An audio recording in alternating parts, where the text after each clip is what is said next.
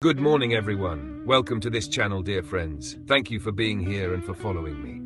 This channel was born with a mission to give voice to African American scientists, inventors, and activists that history has left in the shadows. Here their stories come back to life. Here their genius shines again, because without them our world would not be the same. If you enjoy these stories, subscribe, like, and share to bring these voices back to life. Today I take you into the life of a man who fought for every recognition, a genius who had to defend his own patents in court against powerful names. His name is Granville Taylor Woods. Listen carefully.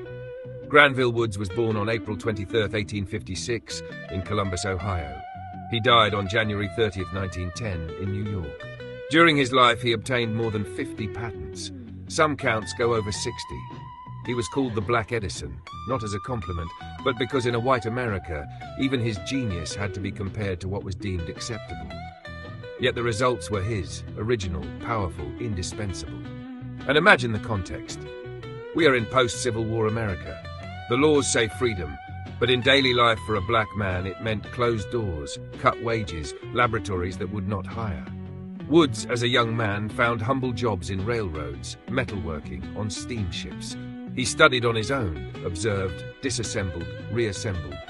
When he realized that many employers would never promote him because he was black, he made a courageous decision. He opened his own laboratory and began self-funding his experiments, not out of romantic choice, but out of necessity. They denied him opportunities. He built them himself. And now we enter his inventions and battles. In 1884, he obtained his first patent, an improved steam boiler. The following year, 1885, he presented a visionary idea, the telegraphy, a device that combined telephone and telegraph on the same line. Do you understand the scope? One infrastructure, two functions. To monetize it, because money was always lacking, he sold the rights to the American Bell Telephone Company. A smart move, but also necessary. Without capital and without support, a black inventor had neither factories nor commercial networks. Then came the idea that made him indispensable to railroads. In 1887, he patented the synchronous multiplex railway telegraph, which many call induction telegraphy. In simple words, communications between moving trains and stations, using the electromagnetic fields of the telegraph wires running along the tracks. Result, fewer accidents, better coordination, lives saved. This invention is not poetry, it is concrete safety, every day. Here we see clearly what the white people who held economic and legal power did. In front of such a valuable invention, disputes began. Thomas Edison, yes, that Edison, and circles close to him tried to claim authorship. Patent interference lawsuits were opened. Think of the imbalance. On one side, a black inventor, often without capital. On the other, powerful companies and lawyers. Yet Woods wins. I repeat slowly, he wins. At least twice the patent authorities recognized the priority of his ideas. Edison even ended up offering him a job. After failing to take credit, he tried to absorb him. Woods refused, preferring to remain independent. But independent in that America also meant isolated. This is the crucial point. Discrimination was not only insults or segregation, it was economic. They bought patents at undervalue, delayed payment, sometimes did not pay at all because he was black, and when they could not deny authorship, they tried to strangle him in production. Without factories, without banks willing to finance, a patent remains just paper. Woods was forced several times to sell rights to raise cash and continue working. Some of his white buyers did not pay him fairly. Black was the color of his bank account, and yet he continued. For electric streetcars, he designed safety switches, speed controllers, improved braking systems. For communication, he perfected telephones and telegraphs.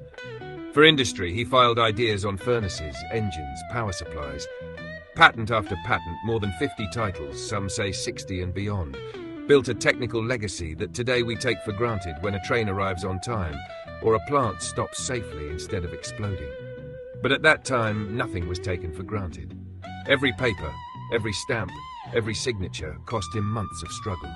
There is a detail that hurts and explains the atmosphere of the time.